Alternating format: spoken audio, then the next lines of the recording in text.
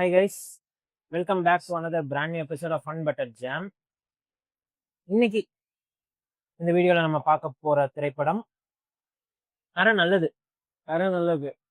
படத்துல Dhanush, Mamitha Baiju, Suraj, S Ravikumar, Jayaram, MS. Bhaskar, Karunas மற்றும் பலர் நடிச்சிருக்காங்க. ஆமா. ஜிவி பிரகாஷோட மியூசிக்ல விக்னேஷ் ராஜாவோட இயக்கத்துல திரைப்படம் வெளிவந்து ஓடிட்டு இருக்கு. படம் எப்படி இருந்துச்சு அப்படின்னு பாக்குறதுக்கு முன்னாடி படத்துடைய கதை என்ன அப்படின்னு பாத்துடலாமா? ஷூர்.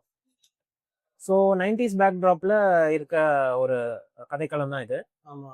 இப்போ வந்து பாத்தீங்கன்னா ஹீரோ தனுஷ் அவர் வந்து பாத்தீங்கன்னா தன்னோட தந்தைகிட்ட ஒரு தவிர்க்க முடியாத காரணத்தினால விலகி இருக்க வேண்டிய ஒரு சுச்சுவேஷன் வருது.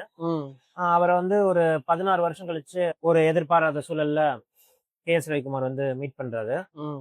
சரி, இவரு வீட்டை விட்டு போயிட்டாரு, ஒரு திருந்தி வந்திருப்பாரு, நல்லவரா வந்திருப்பாரு அப்படின்ட்டு கே.எஸ். ரவிக்குமார் எதிர்பார்க்க, ஆனா தனுஷ் வந்த காரணம் முற்றிலும் வேற. அதாவது அப்பாவோட ஆணி வேற ஆட்டி வைக்கும் வகையில சூழ்நிலை அமைய, தனுஷும் ஊருக்கு வந்ததுக்கு அப்புறம் ஊருள்ள அவங்க அப்பா எப்படி வாழ்றாரு, அவர் எப்படி அவரை பார்த்தாரு, இப்போ எப்படி அவர் வாழ்ந்துட்டு இருக்காரு, அத ஒரு பிரச்சனைய சால்வ் பண்ணி வைக்க முடியுமா அப்படின்னு அவரோட அப்பா கேட்க, இவரே அந்த பிரச்சனைக்கு ஒரு காரணமாக அதுக்கப்புறம் கதையில நடந்த அடுத்தடுத்த திருப்பங்களை ரொம்ப விறுவிறுப்பா சொல்லியிருக்க திரைப்படம் தான் இந்த கதை. முதல்ல படத்துல ஒர்க் அவுட் ஆன விஷயங்கள் எனக்கு வந்து படத்துல வந்து தனுஷோட பெர்ஃபார்மன்ஸ் தான். லைக் ஐ திங்க் நிறைய கேரக்டர்ஸ் படத்துல இருந்தாலுமே எனக்கு என்ன ஃபீல் ஆச்சுன்னா, தனுஷ் தான் நிறைய இடத்துல வந்து படத்தை வந்து ஹோல்ட் பண்ணிட்டு லைக் அவர் தான் அந்த படம் அவரோட ஷோல்டர்ஸ்ல தான் எடுத்துட்டு போறாரு. அங்கங்க சில கேரக்டர்ஸும் நல்லாவே ஷைன் பண்றாங்க. ஆக்சுவலி வேற யாரும் நல்லா பண்ணலன்னு இல்லை, எல்லாருமே நல்லாவே லைக் பண்ணியிருந்தாங்க. லைக் அந்த பெர்ஃபார்மன்ஸ் அண்ட் இந்த ரைட்டிங் கொஞ்சம் நிறைய இடத்துல இது வந்து இந்த படம் பார்த்தோம்னா நம்ம டிஸ்கஸ் பண்ண மாதிரி நிறையவே ட்ராமா ஓரியன்டா தான் இருக்குது. ட்ராமா தான் ஃபுல்லாவே ட்ராமா ஃபீல்டான ஒரு படம் தான். அதுல கொஞ்சம் ஆல்ரெடி அந்த விக்னேஷ் ராஜாவோட ஃபர்ஸ்ட் படம் அந்த போர்த்தொழில் மாதிரி தான். அதுல அந்த அந்த ஒரு டிராமால அந்த ஒரு த்ரில்லிங் ஃபேக்டர் அது எப்படி இருந்துச்சுங்கிறது தான் வந்து எனக்கு பெருசா பிளஸ்ஸா பட்டது. தனுஷ்யா லைக் அவர் ஒரு அவுட்ஸ்டாண்டிங் பர்ஃபார்மர். அவர் எந்த ஒரு கதையில கொடுத்தாலும் நல்லா ஃபிட் ஆயிடுவாரு. ஆமா. அப்படிங்கறத தாண்டி அது நம்ம எல்லா வீடியோலயும் சொல்லிட்டு இருக்கோம். ஆமா. சோ அதை நீ சொல்லிட்டங்கிறதுனால லைக் மத்தபடி இதோடைய அதர் காஸ்டிங்ஸ் எல்லாமே ரொம்ப ஸ்ட்ராங்கா இருந்துச்சு. ஜெயராம் ஒரு ஒரு நெகட்டிவ் ஷேடான ஒரு கேரக்டர் பண்ணியிருந்தாலுமே அதுலயுமே ஒரு செட்டிலான ஒரு காமெடி எப்படி நம்ம எஸ்.ஜே. சூர்யாலாம் பழகிருக்காரு அந்த மாதிரி ஒண்ணு பண்ணிருக்காரு. அதே மாதிரி இந்த சைடும் சுராஜ் என்னதான் இது சீரியஸான படமா இருந்தாலும் அவருடைய அந்த போலீஸா இருக்கும் போது அவருடைய வில்லத்தனமா இருக்கட்டும், அதே நேரத்துல அந்த போலீஸ் கேரக்டர்ல கொண்டு வரக்கூடிய சில நகைச்சுவை அது அவருக்கு நகைச்சுவையா இருக்காது. பாக்குற நம்மளுக்கு கொஞ்சம் இடத்துல அது ஒரு கொஞ்சம் ஒரு லைட் ஹார்ட்டட் மூமெண்ட்ஸ் கொடுக்குற மாதிரி ஒரு சில பெர்ஃபார்மன்ஸ் பண்ணிருப்பாரு. அது லைக் நல்லா இருந்துச்சு. குறிப்பிடும் வகையில இந்த 2 கேரக்டர். அது போக வந்து பாத்தீங்கன்னா படத்துல வந்து கே.எஸ். ரவிக்குமார், எம்.எஸ். பாஸ்கர், கருணாஸ் இந்த மாதிரி அவங்களுக்கு கொடுக்கப்பட்டிருக்க கதாபாத்திரம் சின்னதா தான் இருக்கு. Like MS. பாஸ்கர் சொல்ல போனா அவர் ஒரு மார்வேஷத்துல இருக்கிறாரு படத்துல. அது அவரு தியேட்டர்லயே நிறைய பேர் இது எம்.எஸ். பாஸ்கரான்னு சொல்லிட்டு நிறைய பேர் அது எம்.எஸ். பாஸ்கரான்னு லைக் டுவர்ட்ஸ் எண்ட் தான் ரியலைஸ் பண்றாங்க. வந்துருவாரு.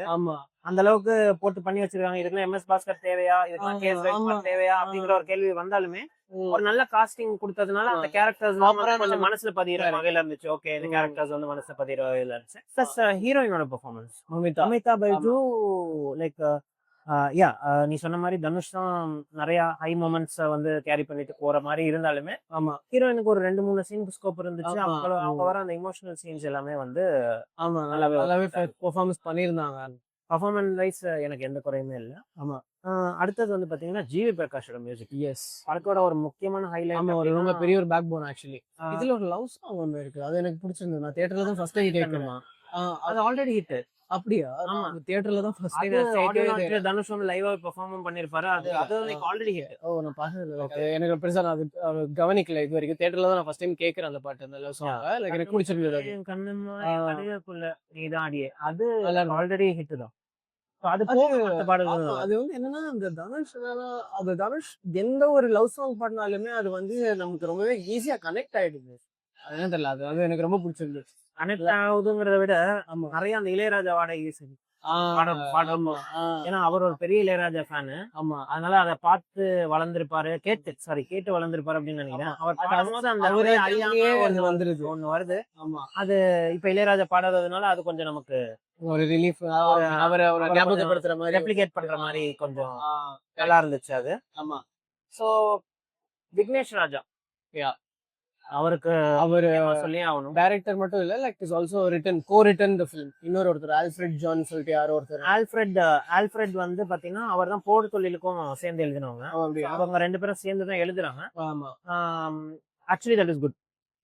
Very good. ஆமா இந்த இதுதான் நம்ம நிறைய தமிழ் சினிமாலயும் வர ஆமா எழுதுறது சுத்தமா ஒரு வேற ஆளு இல்ல ஒரு கோரிட்டனா இருந்துச்சு அப்படின்னா ஆமா நிறைய டிஃப்ரெண்ட் டைமென்ஷன்ஸ் கொடுப்பாங்க. ஒரு காட்சி எப்படி அமைக்கப்படலாம் அப்படிங்கிற பெர்ஸ்பெக்டிவ்ஸ் உருவாகும். ஆமா சோ அந்த படமும் அதே தான். லைக் விக்னேஷ் ராஜா ஒரு இன்டர்வியூல சொல்லிப்பாரு, லைக் கொஞ்சம் அந்த ஹீரோயின் தவிர அந்த டெக்னீஷியன்ஸ் எல்லாம் கொஞ்சம் ஒரே போர் தொழில் டெக்னீஷியன்ஸ் தானே. ஓ அப்படியா? Apart from music director GV மாதிரி இருக்காரு இதுல.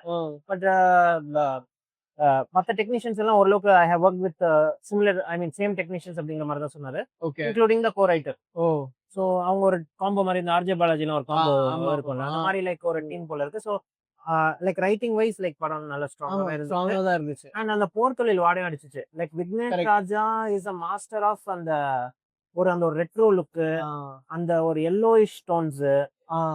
ஏன்னா போர் தொழில அது இருக்கும். Plus அதுல என்ன நைட் சீன்ஸ் நைட் சீன்ஸ் இன்னும் என்னன்னா லைக் அந்த போர் தொழிலையும் சரி இதுலயுமே சரி like is very good at அந்த ஒரு டிராமா மாதிரி ஒரு கான்ஃபிளிக்ட நல்லா முன்னாடி ஒண்ணு நிறுத்தி வச்சுட்டு அந்த கான்ஃபிளிக்ட்குள்ள நம்ம என்னென்ன ஹை பாயிண்ட்ஸ் எல்லாம் நம்ம எங்கெங்கெல்லாம் வைக்க முடியுமோங்கிறது வந்து like is like really good at that S.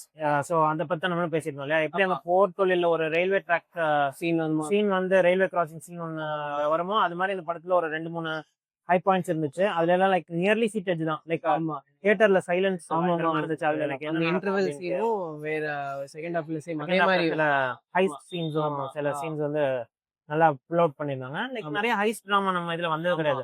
Like இந்த பாக்யராஜ் இந்த ஜோக்கர் வேஷம் போட்டு இந்த ஃபன்னா சில இது இருந்திருக்கும். அப்புறம் ரீசெண்டா அஜித் பண்ணாரு. ஆமா அது ஃபுல்லாவே பேங்க்ல தான் இருக்கும். பட் இது வந்து லைக் இன்னொரு விஷயம் என்ன அப்படின்னு வந்து பாத்தீங்கன்னா, லைக் விக்னேஷ் ராஜாவோட இன்னொரு மாஸ்டர் கிளாஸ் என்ன அப்படின்னு வந்து பாத்தீங்கன்னா, போர் தொழிலே நான் அதை நோட்டீஸ் பண்ணிருப்பேன்.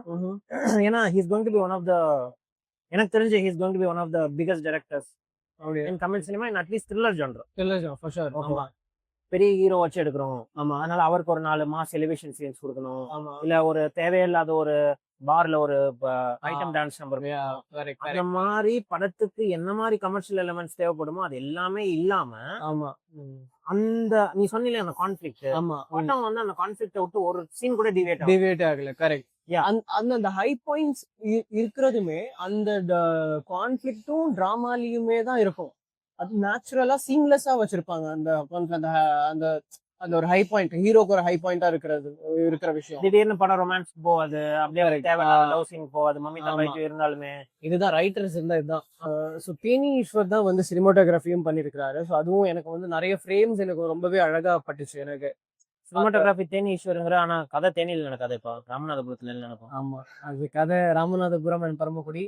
அதுக்கப்புறம் ஃபர்ஸ்ட் சீனே ஆக்சுவலி படத்துல வந்து எங்க ஊரு திருவரம்பூர் திருச்சி. ஃபர்ஸ்ட் சீனே பாத்தியா? லைக் அதுவே எனக்கு கொஞ்சம் பயங்கரமா இருந்துச்சு. ஃபர்ஸ்ட் சீனே லைக் ஒரு பெரிய ஹையோட ஆரம்பிச்சிச்சு படம்.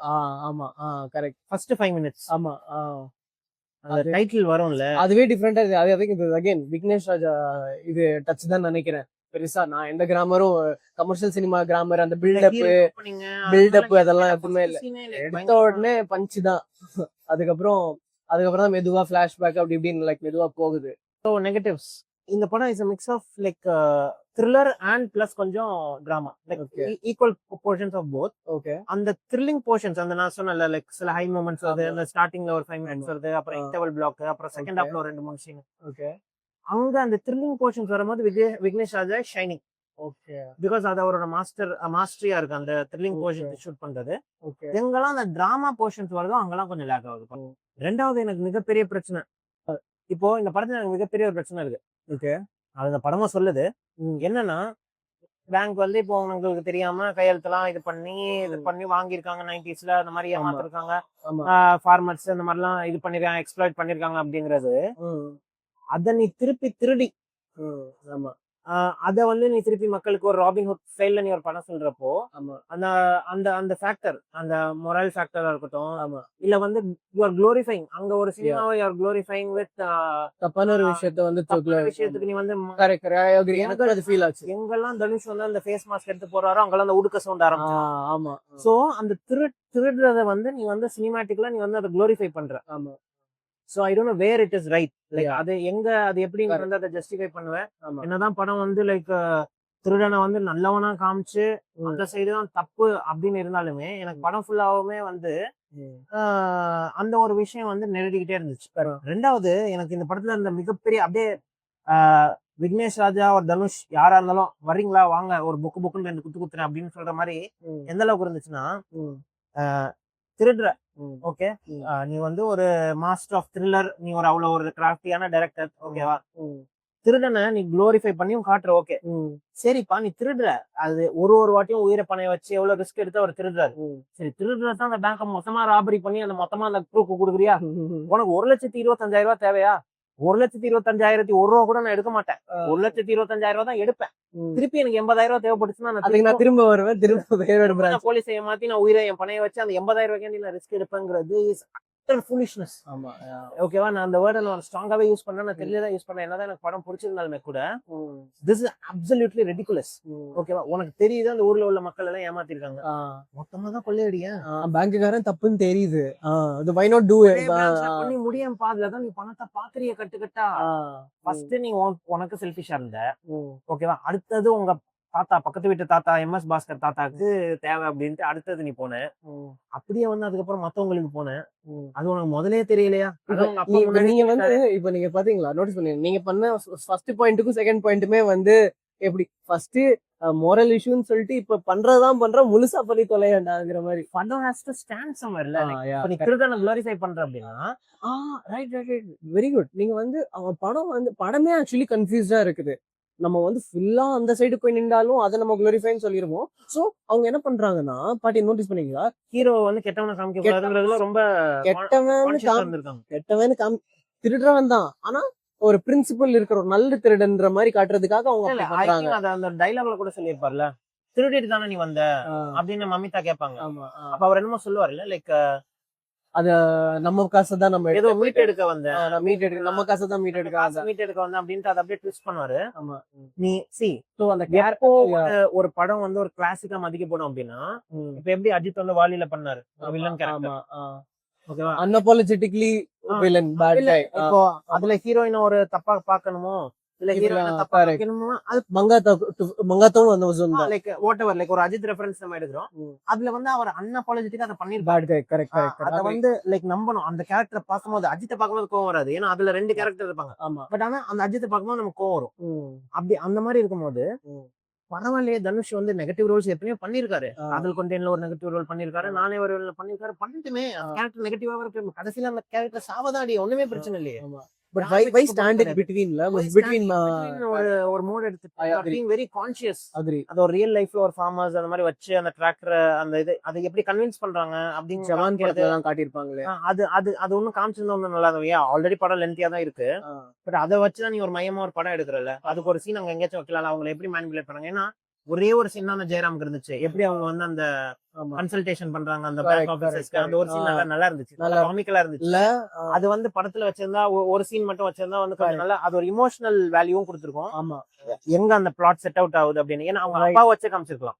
ரைட் ஏன்னா அது ரவிக்குமார் வச்சே காமிச்சிருக்கலாம் கரெக்ட் நீங்க சொல்ல கரெக்ட் ஏன் தெரியுமா அந்த சீன் வச்சிருந்தா தனுஷ் திருடுறதுல நம்மளும் அவங்க கூடயே like we would have cheered எப்படி ஏமாத்துறாங்க அப்படின்னு நம்மள ஆடியன்ஸ்க்கு அந்த மாதிரி ஒரு கனெக்ட் இல்ல இவர் வந்து ஒரு காசு திருடிட்டு தான் ஓடி இருப்பாரு அந்த மாதிரி ஒரு சீன்ஸ் கூட லைக் முக்கியமான 16 வருஷமா அவர் விலகி இருக்காரு அத கூட படத்துல ஒரு சீனா எஸ்டாப்ளிஷ் பண்ணல சோ அங்க ஒரு என்னதான் 2 பேரும் ஒரு நல்ல பெர்ஃபார்மர் ஆர்டிஸ்ட் அதை பெர்ஃபார்ம் பண்ணி அதை பிலியபிள் ஆனாலுமே கூட அந்த சீன் நல்லா இமோஷனலா இருந்தாலுமே கூட எங்கேயோ லைக் அந்த ஒரு நம்ம அதை ஸ்கிரீன்ல பாக்காததுனால like we are not buying it அப்படிங்கிற மாதிரி இருந்துச்சு கரெக்ட் ஆமா நம்ம 2 பேரும் ஒரு படம் எடுக்க போயிடலாம் நம்ம எழுதணும் ஃபர்ஸ்ட் நம்ம 2 பேரும் ஆனா நம்ம எழுதலாம் சோ லைக் your score என்னோட ஸ்கோர் வந்து 2.8 கொடுப்பேன் 2.8 ஆமா ஓகே நம்ம ஸ்கேல்ல எல்லாம் இல்ல கைஸ் இல்ல 2.8 2.9 ஒன்னு 2.75 சொல்லிட்டு போ இல்ல 3 சொல்லிட்டு போ. அதெல்லாம் நடுவுல அதுக்கு அங்கிட்டு இல்ல. படம் தான் நடுவுல ஒரு இதுல இருக்கு.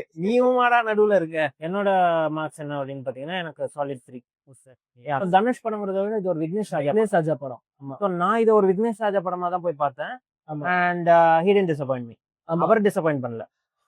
இன்னொரு விஷயம் என்னன்னா, இது வந்து நெறைய இந்த த்ரில்லர், நெறைய இந்த டிராமா ஸ்லாஷ் த்ரில்லர் படம் பாக்குறவங்களுக்கு இந்த படம் ரொம்பவே பிடிக்கும். இது வந்து ஃபுல் அண்ட் ஃபுல் அந்த ஒரு ஜோன்ல தான் இருக்குது. இது ஹாலிவுட் படம், இங்கிலீஷ் படம் நிறைய பாக்குறவங்க, இந்த டேவிட் ஃபின்ச்சர் படம் நிறைய பாக்குறவங்க எல்லாம், அதுக்கப்புறம் இந்த அதனால தான் இது சொல்லிட்டு ஒரு இன்டர்நேஷனல் டிராமா, ஒரு டேவிட் லிஞ்ச் படம், ஸோ இந்த மாதிரி அது ஒரு அந்த அந்த ஒரு ஜோன்ல தான் இது இருக்குது ப்ராப்பராவே. Yeah, like that's it for this video. Like உங்களுக்கு இந்த ரிவ்யூ பிடிச்சிருந்துச்சா அப்படிங்கறத கீழ கமெண்ட் செக்ஷன்ல லீவ் பண்ணுங்க. Yes. அண்ட் அடுத்தது ஒரு நல்ல வீடியோஸ்லயோ, ஷார்ட்ஸ்லயோ, பாட்காஸ்ட்லயோ ஒரு நல்ல டாபிக்ல உங்களை வந்து சந்திக்கிறோம். Until then, it's bye from Nofal. This is Hard. One better chance.